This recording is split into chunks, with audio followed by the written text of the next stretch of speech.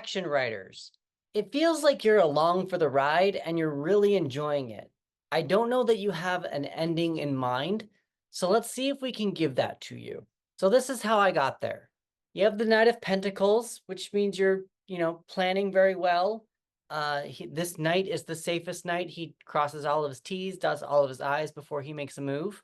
Very slow. You're not really being very social, which is fine. You don't have to be social. It feels like with the way how the rest of these cards are going, it feels like more like you're very dedicated to the project. You have the Eight of Pentacles. It probably means that you have done this multiple times and you know exactly what you're doing.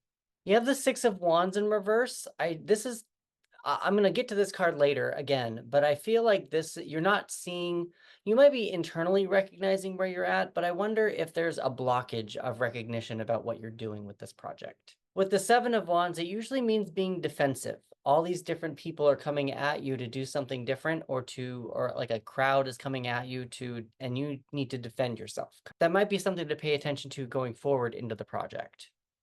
Probably with what I'm going to say about the Six of Wands later.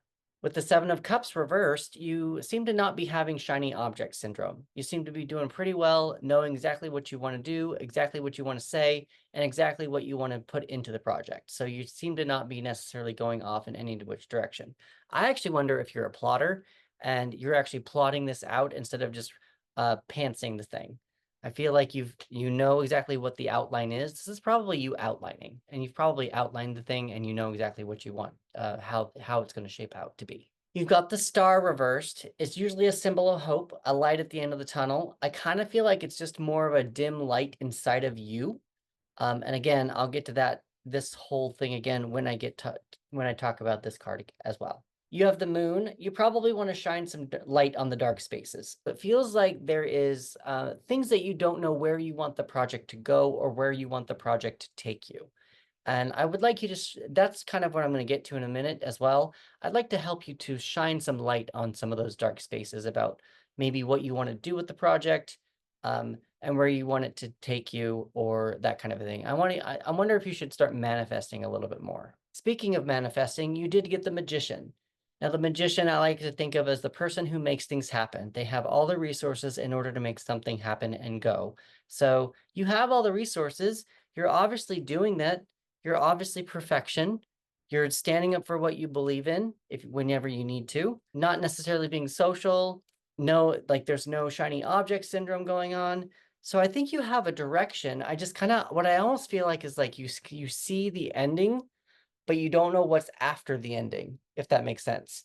You see the finish line. You're running, you're doing a marathon, you see the finish line, but you don't know what comes after that. And the Chariot is about actually you being the driver. This is you. Probably this is you. I would like to hope, I'm hoping that this is you actually, because these two sphinxes they are wild animals and they are going to go off in any which direction, and you have the reins to bring them back into space to guide them and take them on to your direct path that you want to go on, your perfection path, your path that you are staying very steady on. That you have the reins to pull them and to guide them on what path and what direction you want them to go in. Numbers you want to pay attention to are 2, 3, 8, 6, 7, 7, 17, 18, 1, and 7. Now, if you add all those up, you get 76. 7 plus 6 equals 13. 13 in the major arcana is the death card. Now, death does not mean actual death. Death means change. Something needs to die in order for something to grow.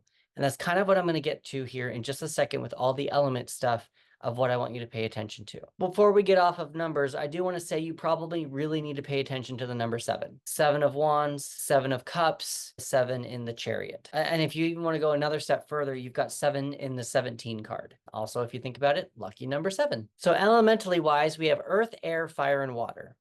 You're pretty evened out on all of them.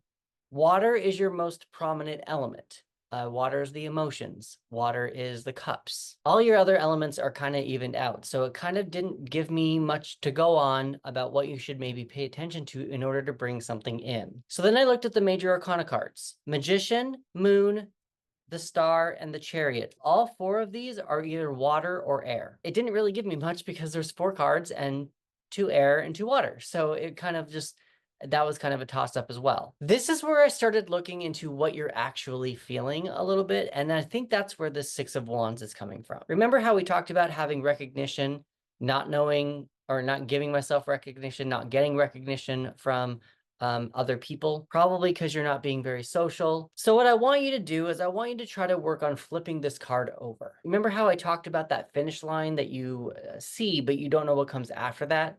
I think that's what this card is trying to tell you.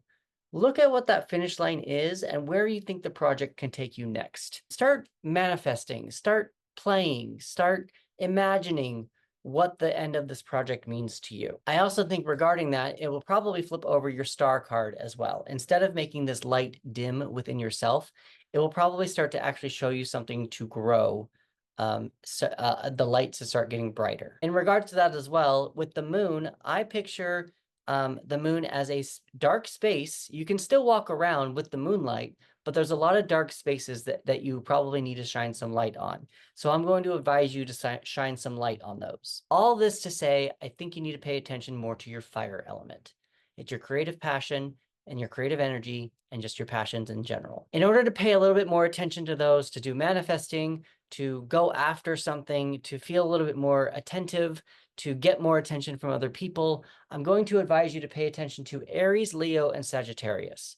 Go take a look at what those astrological signs are saying and like use those attributes to keep moving this project forward. I think you're enjoying your time. I just don't think you know what to do after you're done with it. Colors that you probably want to pay attention to are gray/silver and black. I do pull 3 extra cards. You've got clouds. I kind of think like more like almost cloud number 9, just dreaming in the clouds, allowing yourself to dream kind of a thing. You have narrow path in reverse, which is rather interesting because you do seem to know exactly where you're going. Not having any distractions, different routes you can take. You are in control. You are the manifester. So I wonder if this is more internal energy, really embracing that internalness of the narrow path of what you really, where you want to take this project, especially with you not being very social. You're not letting a lot of people in on your process, which isn't a bad thing. It depends on what you want to do with the project, but it almost seems like you're not letting many people in on your progress. Maybe you're not going out for drinks with friends at night and you're just not being, you're being antisocial. Could be a number of different things. I don't necessarily think it's a bad thing. Something to pay attention to. The last card that we have here is, what are the rules of your protagonist's new adventure world? What is the contradiction in these rules? So hi, I'm Chris, and my expertise helps screenwriters and authors complete 3 to 8 projects in less than a year using tarot cards. I believe that when writers use the images of tarot cards, they can get more immersed into their own story, so that by the time the story reaches the reader's hands, the readers just won't be able to stop turning pages because the world is going to be just so rich that they just can't stop reading. If you are interested in discovering how a tarot practice can help your writing career move forward faster, I'm going to invite you to do 2 things. The first is that if you go to the link in my profile, there is a button that is labeled the free 15-minute exercise. Within that free 15-minute exercise, I'm going to guide you on how to write a beginning, a middle, and an end of a story with tarot cards and your intuition. Option number 2 is that I'd like to invite you to the Flow Your Mojo community. Flow Your Mojo is a community on my website, and it consists of writers who use tarot cards to move their career forward and to understand more about their creative voices and their creative projects. Within that community, I actually provide 2 writing prompts a week.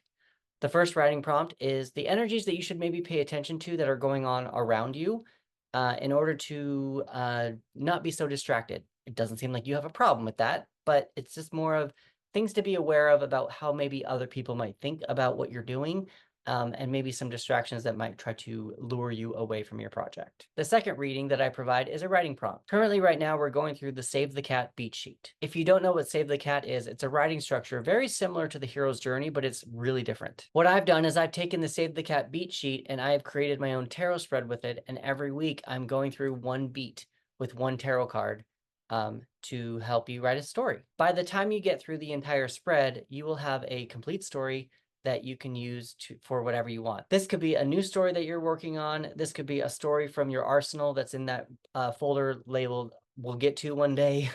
This could be a story that you're working on right now, or just one to save for another day. I do hope that you'll at least take a look at these, as I would love to help you in your writing journey to help you move your career forward.